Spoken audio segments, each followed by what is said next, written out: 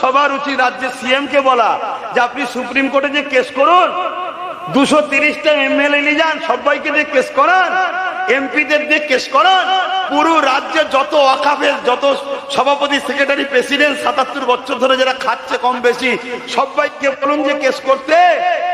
কি এটা তো উচিত তো নাকি? না ভুলে গেল কথা? এরপরও যদি কোনো মুসলমানের বলে না তুমি আমার দিদির বিষয়ে বললে কেন, তোর উপরে খোদার গজব হওয়াই দরকার, তোর উপরে খোদার গজব হওয়াই দরকার।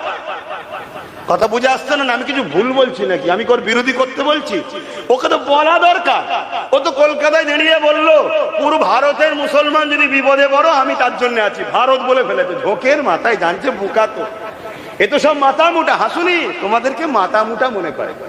আর না এনআরসির সময় 8 জন এমপি ছিল না, তাদেরকে দ্বিতীয়বার আবার দেওয়া হলো, তোমরা সব জয়গান গেয়ে দিলে। একবারও জিজ্ঞেস করেছিলে যে 8টা কেন গেল না? আবার এই সময়ে তো 3টে নেই, একবারও কেউ জিজ্ঞেস করেছো ওই 3টের জন্য কি বিচার করছেন? কত বড় ভাইটাল ব্যাপার। আগামী দিন তোমার মসজিদে আজান কে দেবে ওটা তোমার ডিএম ঠিক করবে। তোমার মসজিদের ইমাম কে হবে ডিএম ঠিক করবে। তোমার মসজিদের ফজরের নামাজ কখন হবে ডিএম ঠিক করবে। তোমার মসজিদের আজান হবে কি হবে না, কোন টাইমে হবে কোন টাইম হবে না, ওটা জেলা শাসক করবে। সেই জায়গায় তোমাকে নিয়ে চলে গেছে, কিন্তু এই জায়গাটা গেল কেন? আমি বলছি না আন্দোলন করতে হবে না, আন্দোলন দেশ করতে বলেছে কেন করবেন না, আন্দোলন সংবিধান করতে বলেছে কেন করবেন না, কিন্তু আন্দোলন করতে গেলে কিছু প্রসেসিং আছে। সর্বপ্রথম প্রসেসিং হলো আইন যখন হয়ে যায় কোনো জিনিস সেটাকে কাটতে গেলে আইনের অস্ত্র দিয়ে কাটতে হবে। ও যদি আমায় মারতে আসে আমি কি তাহলে মারবো না? আমার ইসলাম যেটা বলেছে ওটাই আপনাকে করতে হবে। কেউ যদি আপনাকে মারতে আসে আপনি তাকে মারবেন না, আপনি তাকে ডিফেন্স করবেন। ডিফেন্স করতে গিয়ে তার যদি ধর থেকে কল্লা আলাদা হয়ে যায় ওটাকে মারা বলে না, ওটাকে নিজেকে রক্ষা করা বলা, যেটা আমার দেশের সংবিধানও রাইট দিয়েছে। কিন্তু আজকে যদি আপনি সেই লাইনে না গিয়ে আপনি রাস্তায় কাউকে দাঁড় করিয়ে কারো বাসেতে তার ধর্মীয় একটা কোনো পতাকা থাকবে, সেটা মুসলমান তেল নিলে 2 টাকা বেশি দিতে হবে, মুসলমান ওষুধ নিলে 13 টাকা বেশি দিতে হবে, জানেন তো নাকি? আচ্ছা জানেন না? 50 টাকা গ্যাসে বেড়েছে জানেন তো? শুধুমাত্র মুসলমানদের জন্য বেড়েছে। তুমি জানো না, খালি গায়ে ভুল বকছো। ঠিক বলছো, সবার জন্য বেড়েছে 50 টাকা।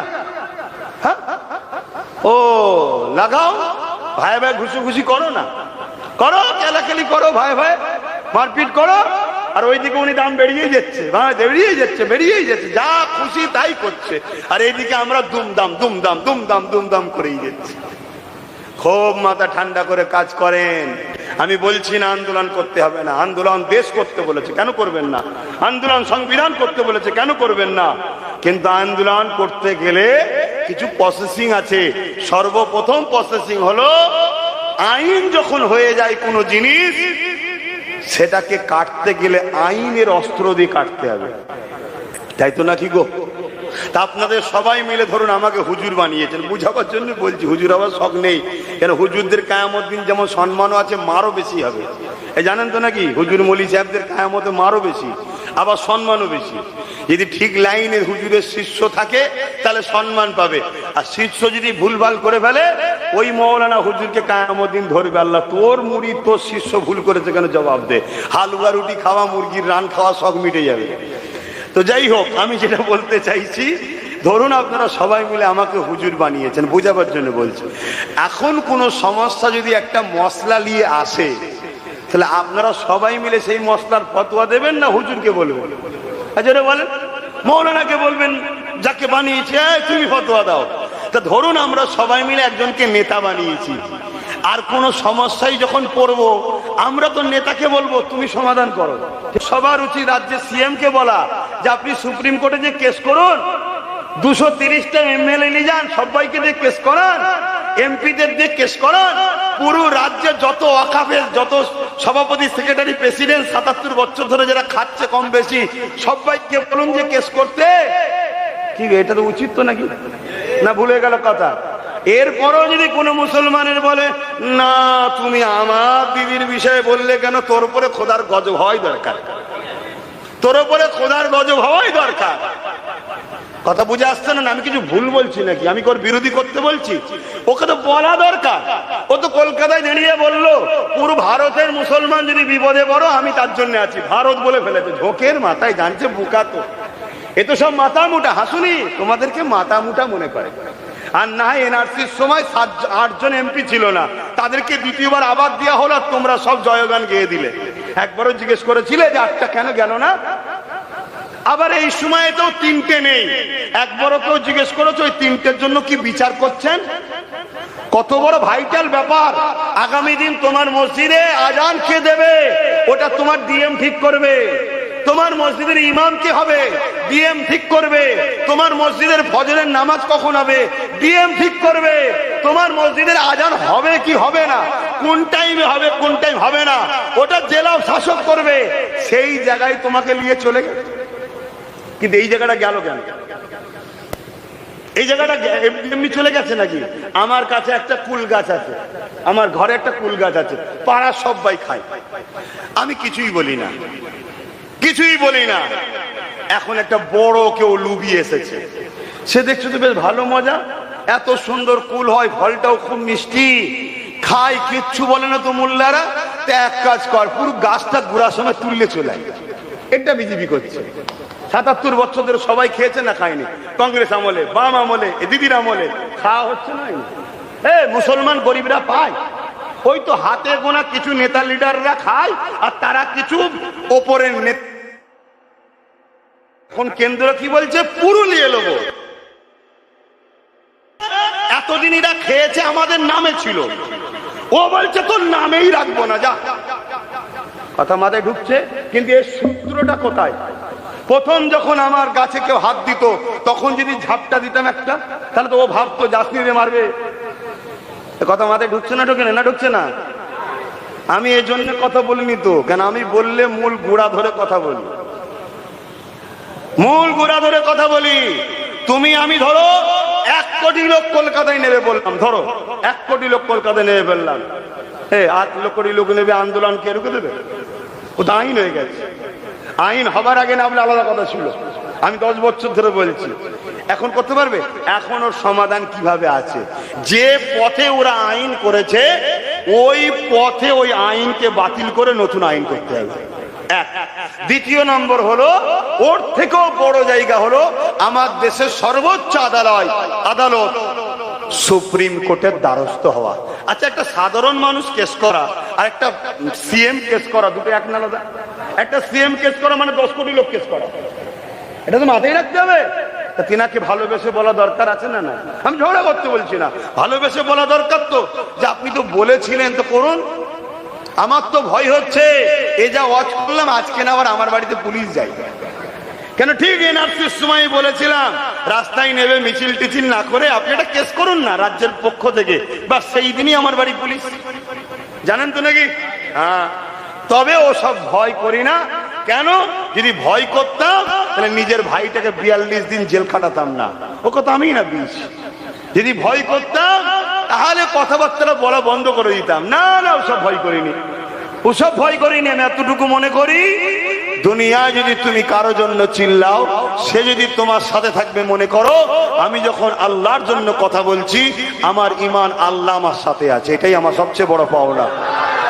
কিন্তু আমি কোনো মিথ্যা কথা, কোনো জুলুমের কথা কিছু বললাম, তাহলে এই আওয়াজটা ওটা দরকার আছে না? না, বিশাল বিশাল মিছিল হচ্ছে, মিটিং হচ্ছে, ভালো কথা, করো না। ওই মিটিং মিছিল থেকে আওয়াজটা তোলা দরকার আছে না? না, কেউ তুলছে না, তোলেনি। শুধু একটাই কাজ চলছে। কি কাজ? বিগত দিন যা হয়েছে তাই কাজ। ওকে রুখতে একে দরকার, ওকে রুখতে একে দরকার। আরে বেরিয়ে চলে গেল, এখন আর রুখে কি করবি? এখন আপনি কি করছেন, কি তৃপ্ত সেটা দেখান। সময় আছে, সময় আছে। এখনো বলে যাচ্ছি, আমার নবী পাকের কাতারে আসেন। আমার রাসূলুল্লাহ নীতি আদর্শ লাকাদ কানা লাকুম ফি রাসূলিল্লাহি উসওয়াতুন হাসানাহ। আমার নবী পাককে আল্লাহ মডেল বানিয়েছে, সেই নবী পাকের সুন্নাহ অনুযায়ী জীবন গড়ুন। নবী পাককে মডেল বানান। নামাজের বেলায় নবী লীলাম, কারবারের বেলায় নবী বাদ, রোজার বেলায় নবী লীলাম, সংসারের বেলায় নবী বাদ, হজের বেলায় নবী লীলাম, রাষ্ট্র সেবায় নবী বাদ। এই জন্য মুনাফিকি করার জন্য আল্লাহ আমাদের উপরে জালিমকে বসিয়ে আমাদেরকে এবারে টাইট দিচ্ছে, শাস্তি দিচ্ছে। এ যুবকেরা, তরুণেরা, মনে রাখবেন আল্লাহ আমার নবীকে তোমার আমার জন্য মডেল করেছে। ধর্মনীতি তো নবী দরকার, সমাজনীতি তো নবী দরকার, রাষ্ট্রনীতি তো নবী দরকার, এডুকেশন নীতি তো নবী দরকার, বিজনেস পলিসি তো নবী দরকার, সমাজনীতি পরিবার নীতি তো নবী দরকার। হাত্তাকে মুসলমান, তুমি আমি যে রাজনীতি করব, এই রাজনীতি তো নবীকে দরকার। ওই রাজনীতি করা হারাম যে রাজনীতিতে নেশা জাতীয় দ্রব্যকে প্রয়োগ করা হয়, ওই রাজনীতি হারাম যে রাজনীতিতে মানুষের উপরে জুলুম করা হয়, ওই রাজনীতি হারাম যে রাজনীতিতে নিরীহ এমন করে গরিব আনিস খানকে মেরে দেওয়া হয়, ওই রাজনীতি করা হারাম। ওই রাজনীতি যে রাজনীতিতে তিলোত্তমা বোনকে খুন করে মেরে দেওয়া হয়, তার বিচার দেওয়া হবে না, এই রাজনীতি করা ইসলামের জায়েজ নয়। এ যুবকেরা মনে রাখবেন, কেউ যদি মনে করে আমি গণতান্ত্রিক দেশে বাস করছি, তাহলে আমি কি করব? গণতান্ত্রিক দেশে যদি খুনিদের কাজটাও চলতে পারে, চরিত্রহীনদের কাজটাও চলতে পারে, সমাজ বিরোধীদের কাজ চলতে পারে, কেন তোমার আমারটা চলবে না? ইনসাফ কেন চলবে না? ইনসানিয়াত কেন চলবে না? নারীর অধিকার কেন চলবে না? নেশা জাতীয় দ্রব্য বন্ধ করতে হবে, কেন চলবে না? কেন চলবে না ঘুষ বন্ধ? কেন চলবে না লুট বন্ধ? কেন চলবে না? আমাকে সে সার্বভৌমত্বের সঙ্গে যদি কেউ গাদ্দারি করে, সঙ্গে সঙ্গে রাজপথে তুলে ফাঁসি দেওয়া হবে। যদি সে মুদি নামে কেউ টাকা নিয়ে পালিয়ে যায়, তাকেও নিয়ে সে ফাঁসি দেওয়া হবে। কেন দেশের সাথে আমার রাসূলুল্লাহর আদর্শ মেনে কেন এইগুলো করা যাবে না? কথা বলে, এখন তো আমার নবীর আদর্শ। দেশের সঙ্গে গাদ্দারিদের মৃত্যুদণ্ড, হ্যাঁ, চোরেরটা চলছে, দুর্নীতিরটা চলছে, খুনিরটা চলছে, ধর্ষণেরটা চলছে, লুটেরাদের চলছে, ঘুষখোরদের চলছে, সবার অনুসরণ চলছে। আর যিনি না হলে যিনার তুলনায় কেউ নেই। সৃষ্টিকর্তা বলছি ইন্নাকা লাআলা খুলুকিন আযীম।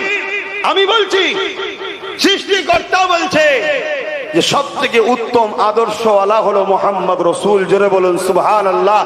তার আদর্শ চলবে না কেন? এটা আমাদের দুর্বল, আমাদের দুর্বল। এটা আমাদের উলামাদের এখন দায়িত্ব, আমাদের ইমাম উলামা আলেম মুফতি মৌলানাদের ইমামি দায়িত্ব। তুমি কোন পীর, কোন সিলসিলা, কোন মতদর্শের, তোমার পীর, তোমার উস্তাদ, তোমার শায়েখ তোমার কাছে থাক। দেশকে শান্তি ফিরাবার জন্য, দেশের হিন্দু মুসলিম দলিত আদিবাসী সর্বধর্মের গরিব মানুষের অধিকার ফিরাবার জন্য, মানুষকে বাঁচাবার জন্য, ন্যায় বিচার প্রতিষ্ঠিত করার জন্য সমস্ত উলামাদেরকে রাজনীতি আসা ফরজ হয়ে গেছে। জানি না আমার বলা ভুল, কেউ আবার সমালোচনা করবেন কিনা। ফরজ মানে একেবারে জরুরি হয়ে গেছে। কথা মাথায় ঢুকছে না, ঢোকে না? কারণ উলামারাই পারে অন্যায় মিটাতে, উলামারাই পারে। কেন? যাদের অন্তরে আল্লাহর ভয় আছে তারা কখনো ঘুষ খাবে না, যাদের অন্তরে আল্লাহর ভয় আছে তারা কখনো চিটিংবাজি করবে না, যাদের অন্তরে আল্লাহর ভয় আছে তারা কখনো রেপকে সাপোর্ট করবে না, যাদের অন্তরে আল্লাহর ভয় আছে তারা কখনো মাতৃভূমি শুয়ে গাদ্দারি করতে। আজকে কি হচ্ছে সমাজে? তুমি আমি তো কোন রকম ভাবে গোলে মেলে নাই চলে গেলাম, তোমার আমার বাচ্চাগুলোর কি হবে ভেবে দেখেছ? তাই বলে যাচ্ছি, সমাজকে পরিবর্তন করার নাম ইসলাম, জুলুমকে খতম করার নাম ইসলাম, সন্ত্রাস মুক্ত পরিবেশ তৈরি করার নাম ইসলাম, দেশের সার্বভৌমত্বকে নিরাপদে রাখার নাম ইসলাম। শুধু দাড়ি টুপি নামার রোজার নাম ইসলাম নয়, এগুলোর নাম ইসলাম। আর হাতটাকে চ্যালেঞ্জ দিয়ে বলছি, দাড়ি টুপি নামার রোজার অনেক আগে হলো অন্যায় মিটিয়ে ন্যায়কে প্রতিষ্ঠিত করার নাম ইসলাম। জোরে বলুন সুবহানাল্লাহ। আমার নবী মেরাজ থেকে নামাজ এনেছে, আমার নবী মেরাজ থেকে রোজা এনেছে, আর আমার নবী মেরাজে গেছে 621 আর 610 নবী দিনের দাওয়াত শুরু করেছে, নবুয়াতের এলান করেছে। এই 11 বছর নবী কি করেছিল? এই 11 বছর ধরে প্রত্যেকটা জালিম হুকুমতের কাছ থেকে মানুষ জাতি, কে মুসলিম কে হিন্দু নবী দেখে নেই, কে মূর্তি পূজা করে, কে আগুন পূজা করে, কে শিখ, কে পাঞ্জাবি, কে কি বলে ইহুদি, কে খ্রিস্টান, ওটা নবী দেখে নেই। আল্লাহর সৃষ্টিগুলোকে বাঁচাবার জন্য নবী জালিমদের বিরুদ্ধে, মজলুমদের দাসত্ব শিকল ভেঙে তাদেরকে নারীদেরকে জ্যান্ত পুঁতে দেওয়া হতো, নবী বন্ধ করেছে। মায়ের সঙ্গে নোংরা কাজ হতো, নবী বন্ধ করেছে। বাপের উপর জুলুম হতো, রাসূল বন্ধ করেছে। নবীর এই 11 বছরের দিনটা করবে কে বলেন? এই 11 বছরের দিনটা আমরা ছেড়ে দিয়েছি। এই 11 বছরের দিন করতে গিয়ে নবী গরিবদের মুখে হাসি ফোটাতে গিয়ে, মজলুমদের ঘরে বাঁচাতে গিয়ে, সমাজের শান্তি প্রতিষ্ঠিত করতে গিয়ে, সমাজ বিরোধীদের বিরুদ্ধে, সন্ত্রাসের বিরুদ্ধে নবী বদরে যুদ্ধ করেছে, খাইবারে করেছে, ওহুদে করেছে। আজও যদি সমাজের সন্ত্রাস, গুন্ডা, জালিম, অত্যাচারীদের হাত থেকে মানুষ জাতিকে বাঁচাবার জন্য যুদ্ধ যদি করতে হয়, যুদ্ধ করতে হবে, তবেই তুমি মুসলমান, তবেই তুমি নবীর উম্মত। গরিব খেতে পাচ্ছে না, ক্ষুধার্ত মানুষ কাঁদছে, এতিম কাঁদছে, বিধবার উপরে অত্যাচার হচ্ছে, নারী অভাবের জন্য বাপ বিয়ে দিতে পারছে না, ওই নারী সমাজে দেহ বিক্রি করছে। আর দেহ বিক্রিকে যারা লাইসেন্স দিচ্ছে, তাদের পিছনে দাঁড়িয়ে তুমি মোল্লা মৌলভী মুসলমান দাবি করছো। তাদের পিছনে দাঁড়িয়ে তুমি বলছো আমি উম্মতে মুহাম্মাদি জান্নাতে যাব। নারী হলো মায়ের জাত, এদেরকে বাঁচাবার নাম ইসলাম। জোরে বলুন সুবহানাল্লাহ, আরো চিৎকার দিয়ে বলুন সুবহানাল্লাহ। আমার আজ হয়তো সবার পছন্দ নাও হতে পারে, কিন্তু কিছু করার নেই। বাপ, আপনাকে খুশি করা আমার কাজ নয়। আমার কাজ হলো আল্লাহকে খুশি করার জন্য আপনাকে সঠিক রাস্তা দেখানো। নিবার হয় নেবেন, না নিবার হয় আমার কিচ্ছু করার নেই। কেন? আমার সৃষ্টিকর্তা কাছে আমায় ফিরে যেতে হবে। তিনি আমার জান কবজ করে নেবে, আমায় ফিরে যেতে হবে। সুম্মা নুফিকা উখরা ফাইযা হুম কিয়ামুন ইয়ানজিরুন, আবার সিংগাই ফু দিয়ে হবে, আমাকে ময়দানে মাশরে দাঁড়াতে হবে, হিসাব দিতে হবে। সময় কই? সময় তো নেই, হু করে চলে যাচ্ছে। হিসাব দিতে হবে। আমার আব্বা জান, আমার ভাইয়েরা, আমার মায়েরা, আমি একটা শেষ কথা বলবো। মাইয়ুস ইসলামে কুফরি বলা হয়। মাইয়ুস হওয়া ইসলামে কি? কুফরি। যা যা যা যা যা যা সব শেষ গেল রে, অকাব হয়ে গেল, বিল করল রে, আর কিছু করার নেই। আর এই মাইয়ুস হওয়াটা জয় বলেন কুফরি। ইসলামে বলছে কুফরি। কিয়ামতের দিনে ধরুন কি বলে সিংগাই ফু দেওয়া হয়েছে, আসমানের তারা গুলো ঝরে ঝরে পড়ছে, আসমান গুলো ভেঙে পড়ছে, তারা পাহাড় গুলো তুলোর মতো উঠবে, জানেন তো নাকি? ইজা জুলজিলাতিল আরদু জিলজালা সব হবে। আমি ওইদিকে যাচ্ছি না, বড় বড় ভূমিকম্প হবে। আর হবে এই ভূমিকম্প নয়, বিরাট বিরাট ভূমিকম্প হবে। 3টে সব থেকে বড় ভূমিকম্প হবে। তার মধ্যে একটার মধ্যে আমরা আছি, আবার বীজখানে আছি, বুঝতে পারছেন তো নাকি? কবে কি হয় দেখি। যাই হোক, মোমেনের হলেও কি আর না হলেও কি, মোমেনের টেনশন, মোমেনের একটাই চিন্তা, আল্লাহ তুমি রাজি তো, তোমার হাবিব রাজি তো, ব্যাস আলহামদুলিল্লাহ। আর কিছু টেনশন মোমেনের থাকে না। কথা বুঝাচ্ছে? এই রাজি করার জন্য মোমেন কোনোদিন অন্যায়কে আশ্রয় দেয় না, আর জালিমকে কখনো ভয়ও করে না। তো যাই হোক, কি কথা বলছি, কি কথা বলছিলেন যেন? হ্যাঁ, এই বিশাল সবকিছু ধ্বংস হবে, আর তোমার হাতে একটা গাছ আছে, প্লান্ট বা ট্রি তোমার গাছে একটা আছে, ছোট চারা হয়তো। তুমি যদি মনে করো পৃথিবীতে ধ্বংস হয়ে যাচ্ছে, এই গাছটা লেগে কি করব? ইসলাম ওটাকে ইজাজত দেয় না, ওটা কুফরি করা হবে। তুমি হতাশা হয়ে গেলে না, তোমার ডিউটি হলো গাছ লাগানো। বাঁচবে কি বাঁচবে না ওটা তোমার ডিউটি নয়, ওটা হলো সৃষ্টিকর্তার কুদরতি হাতে আছে। কথা মাঝে ঢুকছে না? ঢোকে না। অত আইন হয়ে গেছে কি হবে না, না না না না, তোমাকে হকের পক্ষে দেশের সর্বধর্মের মানুষকে ভালোবাসা দিয়ে, কারো ক্ষতি করে না। কেন আমাদের লড়াই কি হিন্দুদের সাথে নাকি? এই আদিবাসী, সাঁওতাল, বাগদি, খ্রিস্টান দেশবাসীর সাথে লড়াই না। আমাদের বিরুদ্ধে, সংবিধানের বিরুদ্ধে আমাদেরকে যে কষ্ট দিয়েছে, সে দুটো অন্যায় করেছে। এক, আমাদের উপর জুলুম করেছে। দ্বিতীয়, আমাদের উপর জুলুম করার থেকেও বড় জুলুম, আমার দেশের লাখো মানুষের রক্তে শহীদ হওয়া ভারত, সেই ডাক্তার বাবা সাহেব আম্বেদকরের সংবিধানকে মিটাতে চেয়েছে। কথা মাথায় ঢুকছে? আবার বলছি, কথা মাথায় ঢুকছে তো নাকি? হ্যাঁ, সংবিধানের অস্ত্র যতদিন তোমার হাতে থাকবে, জেনে রেখে দিও, ততদিন তুমি পৃথিবী, ভারতবর্ষের যে কোনো কোণাতে তুমি কিন্তু মাথা তুলে থাকতে পারবে। আর সংবিধানের অস্ত্র যেদিন শেষ হয়ে যাবে, মাত্র 10% লোক ভারতে মাথা তুলে থাকবে, বাকি 90% লোক কি তো দাস দাসী হবে। মুসলমান কি 90% নাকি? তাহলে বাকি কারা?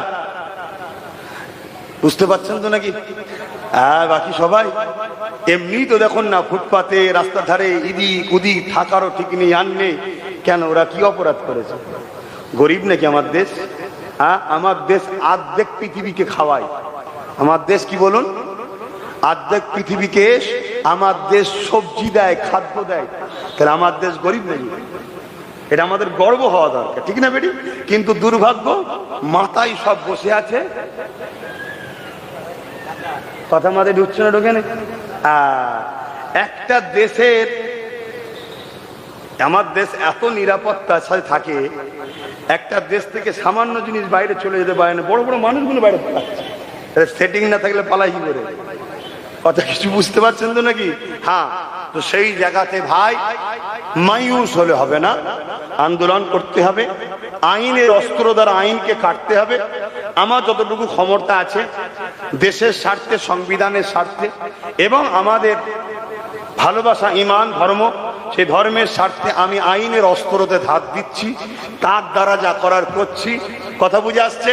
দ্বিতীয় নম্বর, যেখানে আমি যাচ্ছি, যাকে পাচ্ছি, আগে প্রথম বুঝাচ্ছি যে আন্দোলন করতে হবে।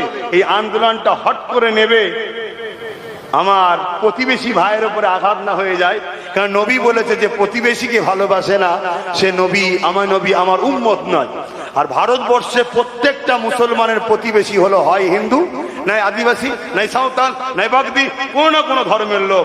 নবী বলছে যে প্রতিবেশীকে ভালোবাসে না সে আমার উম্মত নয়। কথা মাথায় ঢুকলো? তাহলে ইসলাম কত বড় মেসেজ দিয়েছে। তাহলে সেই জায়গায় প্রথম আমি ট্রেনিং দিয়ে সব ভাইকে ঝালাই করছি, বোঝাচ্ছি। আর যারা বিরোধী করেছিল অনেকে তার মধ্যে থেকে সব লাফালাফি করছে, দেখি কে কি করে, দেখি না। লাস্ট ইনশাল্লাহ হবে, ছাড় নেই। বলুন বলুন, ছাড় নেই। কেন? সংবিধানের ওপরে কোনো বেটা নয়, দেশের ওপরে কোনো বেটা নয়। তোমার পীরের বেটা হতে পারি আমি, আমিও দেশ ও সংবিধানের ওপরে না। না না না, এটা অনেক রক্তের বিনিময়ে দেশটা স্বাধীন হয়েছে। তার মধ্যে মুসলমানও আছে, হিন্দু আছে, শিখ আছে, পাঞ্জাবি আছে, আদিবাসী আছে, ভিন্ন ধর্মের আছে। সবাই আমরা ভাই ভাই, বাপ আদম মা হাওয়ার ছেলে। হ্যাঁ, আমার ধর্ম ইসলাম, কারো ধর্ম অন্য কিছু, সে তার ধর্ম তার উৎসবকে নিয়ে থাকবে, ওটা নিয়ে আমার মাথা ব্যথাও নয়, বাধাও নয়, আলোচনাও নয়। কিন্তু আমি আমার ধর্ম, আমার উৎসব গেলে চলবো। কিন্তু এরপরে বাইরে যখন বেরোবো, সমাজ নীতিতে, কি বলে, সমাজ নীতিতে, পরিবেশ নীতিতে, প্রতিবেশী নীতিতে, মানববন্ধন নীতিতে আমরা সবাই কিন্তু আল্লাহর সৃষ্টি, বাপ আদম মা হাওয়ার ছেলে মেয়ে, মিলে মিশে থাকবো, কারবার করব, ব্যবসা করব, একে অপরকে সহযোগিতা করব। এটা আমাদের দায়িত্ব। কিছুদিন আগে একজন বলছিল বিশেষ একটা ধর্মের ভাইদেরকে, মুসলমানদের সঙ্গে তোমরা মিশবে না। শুনেছেন না শোনেননি? ওকে ইমিডিয়েটলি অ্যারেস্ট করা দরকার ছিল, কিন্তু অ্যারেস্ট হবে না। কেন? এই জন্য অ্যারেস্ট হবে না, ওদের বাপ দাদুরা সব প্রশাসনকে কন্ট্রোল করে। কথা মাথায় ঢুকছে না, ঢুকে না? আর আমরা কি বলবো? সবাই মিলে মিশে থাকো, এদের চক্রান্তে পরে ভাগ হওনি, আমাদের বাড়ি নোটিশ আসবে। কেন? ভাগ না হলে ব্রিটিশের যেমন লাভ ছিল না, এদেরও লাভ নাই। কথা কিছু মাথায় ঢুকছে না, ঢোকে না? হ্যাঁ, ক্লিয়ার কথা। আপনারা কি আশালে বসেছিলেন আমি জানি না। আল্লাহ আমাকে যতটুকু বললো আমি বললাম। আল্লাহ যতটুকু বলালেন আমি বললাম। যদি ইচ্ছা করে কোনো ভুল ভ্রান্তি হয় তার তো ক্ষমা নেই, যদি অইচ্ছাকৃত কোনো ভুল ভ্রান্তি হয়ে যায় আল্লাহ যেন ক্ষমা করে। বলুন আমিন। আপনারা খুশি হলেন কি কষ্ট পেলেন জানি না। এরপরও বলছি, আমি কাউকে ব্যক্তিগত আঘাত দিতে চাইনি। হক কথা বলতে গিয়ে কারো যদি গায়ে লেগে যায় আমার কিছু করার। সালাম দেবো, ইয়া নবী সালাম।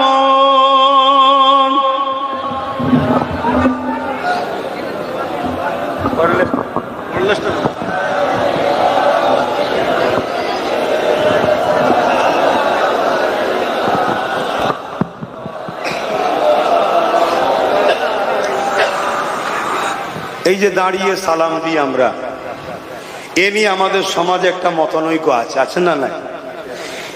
এই মতনৈক্য সমাধান দরকার। যারা বসে সালাম দেন তিনাদের উলামা যারা দাঁড়িয়ে সালাম দেয়, ওনাদের উলামাদের এক জায়গায় বসা দরকার আছে না? না, বসে সমাধান করলে দরকার। তবে আমাদের যিনি মুর্শিদ কেবলা মুজাদ্দেদ জামান দাদা হুজুর বলেছেন, বাবা আমি আবু বকর নবীকে দাঁড়িয়ে সালাম দিই, যদি কেউ বসে সালাম দেয় তাকে তোমরা জোর করে টানাটানি করবে না, তাকে তোমরা জুলুম করবে না।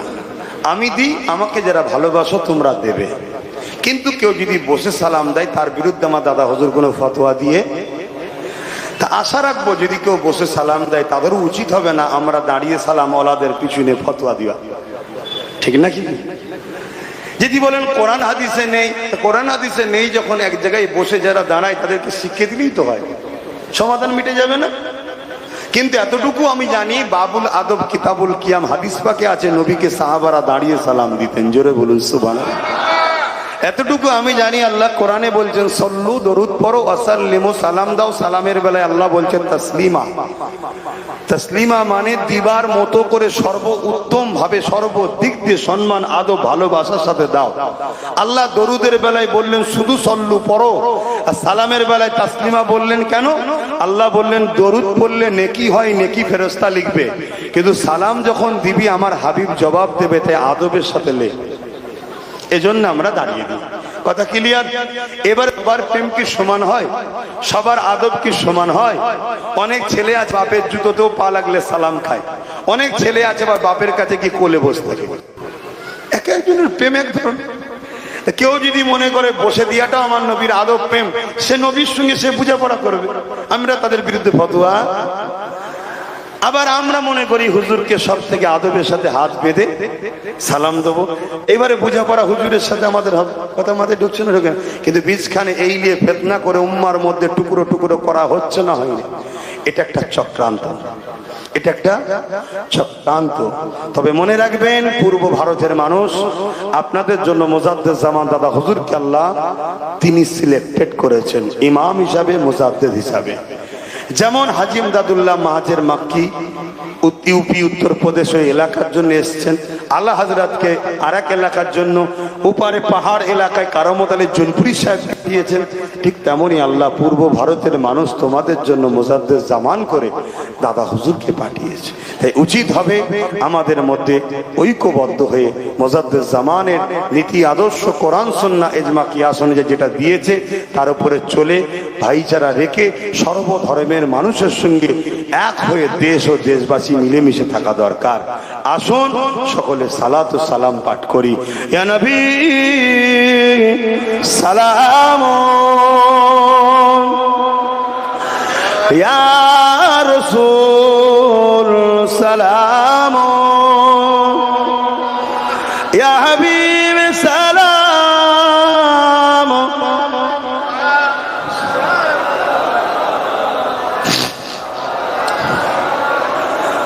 কঠিন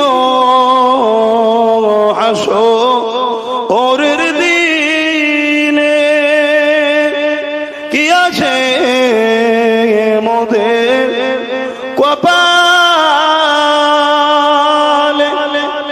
গুনাহগার উম্মাহ আত আপনার লইবেন সঙ্গে মাহশরে। নবী সালাম,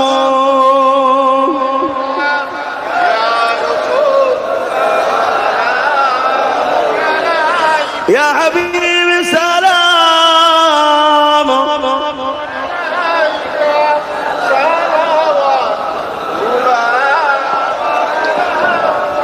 সংক্ষেপ করছি, নামাজের দিকে খেয়াল করে সকলে বসুন। গায়ে গায়ে বালাগাল উলা বিকামালিহি।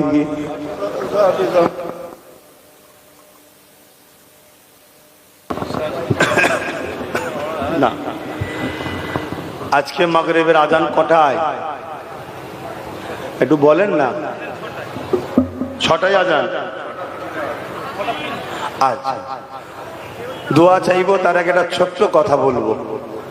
সবার মুখে একটা আওয়াজ পাওয়া যাচ্ছে, বলবো? খারাপ লিখছেন না তো? কৃষক বন্ধুরা যদি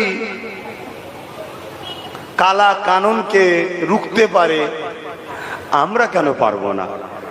কথাটা উঠছে না ওঠে না? কথাটা সত্য কথা ঠিকই, কিন্তু কৃষক বন্ধুদের ক্ষমতা ছিল না কালা কানুনটা রুখতে পারে যদি তার পিছনে পাঞ্জাব সরকার সাথ না দিত। এটা জানো তোমরা? পাঞ্জাব সরকার বলেছিল থাকা খাওয়া তেল গাড়ি ভাড়া ক্ষতি হলে অর্থ 2 লাখ 3 লাখ 5 লাখ করে টাকা, জানেন তো নাকি? তাই তারা গেনার হয়েছিল।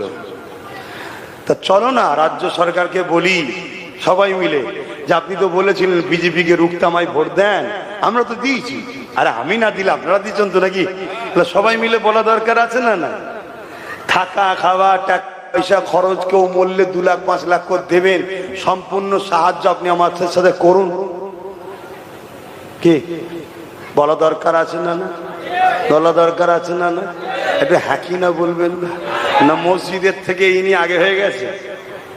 এই মুসলমান কথা বলছেন না কেন? আমি কি যুক্তির বাইরে কথা বলছি? মুখ খুলিনি এই কারণে, আমি মুখ খুললে না অনেকের সমস্যা হয়ে যাবে।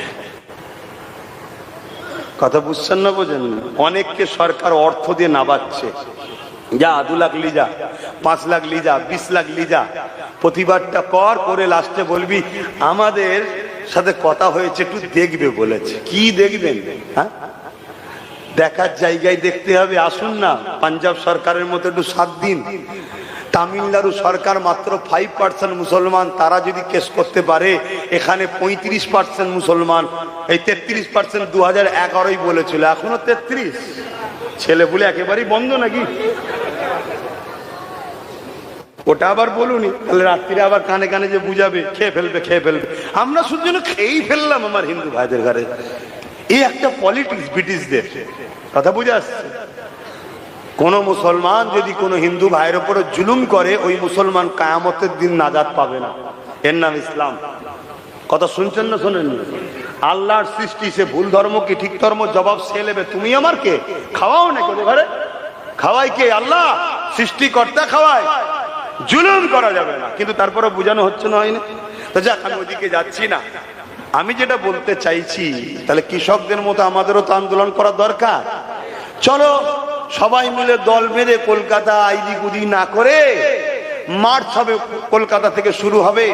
1 কোটি যুব সমাজ বেরোবে, 3.5 কোটি লোক আছে বলছি কম বেশি, 1 কোটি যুবক বেরোবে। 1 কোটি লোকের খাওয়া দাওয়া থাকা যাতায়াত খরচ, কথা বুঝছেন না? বোঝেন না? যেমন পাঞ্জাব সরকার করেছিল, কেউ নেতৃত্ব না দেয়, প্রথম সারিতে আমি থাকবো, বুলেটের গুড়ি প্রথম আমি খাবো। রাজি আছো?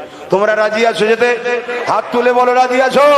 না রে তুইবে সরকার সাথ দিক, তাহলে সরকারকে বাহবা দেবো না, বাহ ভালো কাজ করেছে কি। আর শুধু ভোট লিবার সময় বলবে, আর বলবে না তোমরা তোমাদের ঝামেলা মিটিয়ে লাও, ও করেছে আমি কি করব। তুমি যে কেন বলতে গেলে যে আমি রুবো? আশায় মরে চাষা, আমাদেরকে তো চাষা বানিয়ে দিলে কি? তাহলে এই দাবিটা হওয়া দরকার আছে না? না, যে আন্দোলন থেকে দেখবেন এই দাবিগুলো হচ্ছে না, জানবেন ওই আন্দোলন গুলোর জন্যই কিন্তু বিগত দিন এরা দালালি করার জন্যই কিন্তু আমাদের ওয়াকফ আজকে এই জায়গায় গেল। শুনছেন না শুনেন না? এরা নতুন করে আবার মাঠে নেমে পড়েছে ঘোলা জলে মাছ ধরবে বলে। শুনছেন তো নাকি? আমার কথা কষ্ট হচ্ছে যে এই সময় ভাইজান কি বলছে। হ্যাঁ, আমি একটা জিনিস বুঝি, যখন সংখ্যা বেশি থাকে তখন হারি, যখন সংখ্যা কম হয় তখনই জিতি। ইতিহাস এটাই বলছে তো নাকি? হযরত ইউসুফ বিন নূহ আলাইহিস সালাম, যিনি মসজিদে আকসাকে উদ্ধার করেছিলেন, একটা শর্ত দিয়ে একটা নৌকায় উঠলেন, পানি সাগরের ওপর দিয়ে যাচ্ছে, নদীর ওপর দিয়ে, পানি যে খাবে না সে মসজিদে আকসার জন্য সৈন্য হবে। মাত্র 313 জন পানি খায়নি, সবাই পানি খেয়ে ফেলেছিল। 313 জনকে নিয়ে ইউসুফ বিন নূহ লড়াই করলো, তার ওসিলায় মসজিদে আকসা বিজয় হলো। জোরে বলুন সুবহানাল্লাহ। আমার হুজুর দয়ান নবী, নূর নবী, হায়াতুন নবী, সাফাতুন নবী, মেহরাজ ওয়ালা নবী, তামাম কায়নাতের বাদশা, শুধু দুনিয়ার নয়, তামাম কায়নাতের বাদশা, আল্লাহর সৃষ্টি কুলের বাদশা। আল্লাহ জিনাকে বানিয়েছে, কে বানিয়েছে? আল্লাহ বানিয়েছে। সেই মুহাম্মদ সাল্লাল্লাহু আলাইহি ওয়াসাল্লাম, তিনিও বদরে জিতলেন 313 জন। যখন সংখ্যা বেশি তখন হারি, যখন সংখ্যা কম। সংখ্যা বেশির মধ্যে ইসলাম বিদ্বেষীদের লোভ ঢুকানো থাকে দাড়ি টুপি ছদ্মবেশে। আর সংখ্যা যখন কমে যায়, সব চিটে উড়ে গিয়ে সলিডটা থাকে, তখন আল্লাহ বিজয় দেয় ইমানদারের ওসিলায়। কথা বুঝলেন? তুমি যদি ইমানদার হও তাহলে এই কথা কোনো বলতে পারছো না কেন? চোখে চোখ রেখে আসুন পাঞ্জাব সরকারের মতো 7 দিন। কি গো, এই জায়গাটা ধরো, চাপে পড়লে বিড়ালও দেখবেন গাছে উঠে পড়ে। 1 বছর বাকি আছে, চাপ যদি দিতে পারো 1 বছরের মধ্যে হুলুস তুলুস হয়ে যাবে। সমাধানের রাস্তা আছে না? না, তাহলে ঠিক জায়গায় তো সমাধান করতে হবে। কি হ্যাঁ, একজনের মানুষের ডাক্তারের কাছে গেছে, বলছে ডাক্তার বাবু আমার কিছু ভাবে টয়লেট হচ্ছে না। বুঝছেন তো নাকি? কোনো ভাবে হচ্ছে না, যা ওষুধ দিয়েছেন সব কিচ্ছু হয়নি। ডাক্তার একটা বাতি দিয়েছে, কি বলছে পায়খানার দরজায় দেবে, টয়লেটের দরজায় দেবে। 3 দিন পরে গিয়ে বলছে ডাক্তারবাবু 3টে দিয়েছি তাও হয়নি। ডাক্তার বলছে হয়নি মানে? সে কি কথা রে, 3টে দিয়েছি? হ্যাঁ। বলছে লাস্টের দিনে রাগ করে একসাথে 3টে দিয়েছি তাও হয়নি। বলছে না। বলছে কই কিভাবে দিলি আমাকে দেখাতো। বলছে দরজায় যেতে হবে তো। বলছে ধরে গাধা, আমি ওই দরজার কথা বলিনি, তোর নিজের যেটা দরজা আছে পায়খানা। আর বুঝতে পারছেন তো নাকি? তাহলে ওষুধ ওষুধের জায়গায় কাজে লাগালে তবে হবে, আর না হয় চিল্লে আর একটা জেলের সুবিধা করে দিচ্ছ। তাহলে আমি কি আন্দোলনের বিরুদ্ধে বলছি? না, আন্দোলন করো কিন্তু ঠিক জায়গায় সুইচ টেপো, চাপ দাও ঠিক জায়গায়। যে আমরা খেটে খাওয়া মানুষ কি করব, তোমাকে আমরা দিলাম কি করতে, আসো চলো। মহব্বত দেখাবার সময় হয়েছে, দুঃখের দিনই তো ভালোবাসা বোঝা যায়। কি সারা জীবন কত মহব্বত, কত প্রেম, আর একদিন অসুস্থ হয়ে যখন বিছানায় পড়ে গেছে, ও বিবি পালাচ্ছে, তাহলে জানতে হবে প্রেম ছিল না নাটক ছিল। এখন বিপদে পড়েছি, এখন তো একটু ডাকতে হবে নাকি, একটু সেবা খেদমত করো, একটু দেখো। এখন যদি গায়ে হাওয়া লেগে কেটে পড়ে, তাহলে আমাদেরকে নিজেদের পাওয়ার তৈরির দরকার আছে না নাই?